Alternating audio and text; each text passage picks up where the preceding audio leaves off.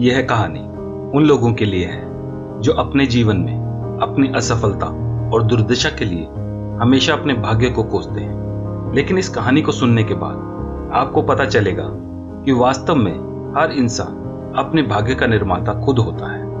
यह एक वास्तविक जीवन की कहानी है और कहानी इस प्रकार है कि एक बार एक घने जंगल के बीच में एक गुरुकुल था जिसमें कई छात्र पढ़ते थे। प्राचीन भारत में बच्चे कई वर्षों तक गुरुकुल में अपने घरों से दूर रहकर पढ़ाई करते थे।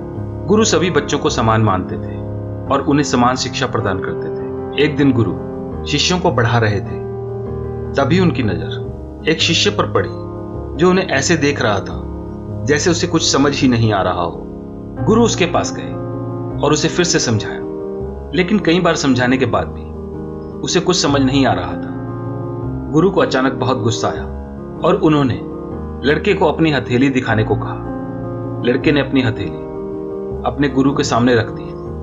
गुरु हस्तरेखा जानता था। छात्र की हथेली देखकर गुरु ने कहा, बेटा तुम अपने घर वापस चले जाओ, गुरुकुल में रहकर अपना समय बर्बाद मत करो। शिष्य ने पूछा, गुरुजी आप ऐसा क्यों कह रहे हो?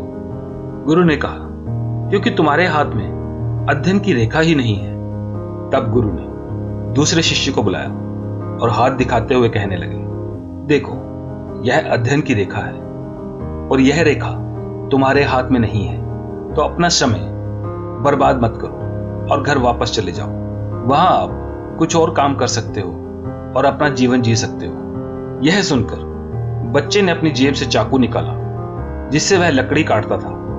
उस धारदार चाकू से उसने अपने हाथ में एक गहरी रेखा बना ली।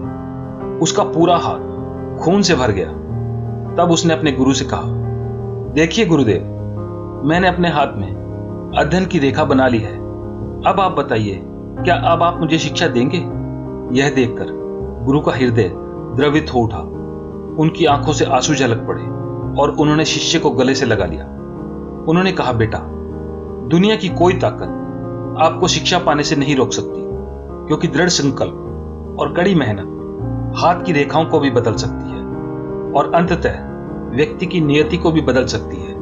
और कहा जाता है कि वही नन्हा बालक बड़ा होकर महर्षि पणनि के नाम से प्रसिद्ध हुआ, जिन्होंने विश्व प्रसिद्ध व्याकरण ग्रंथ अष्टाध्याय लिखा है।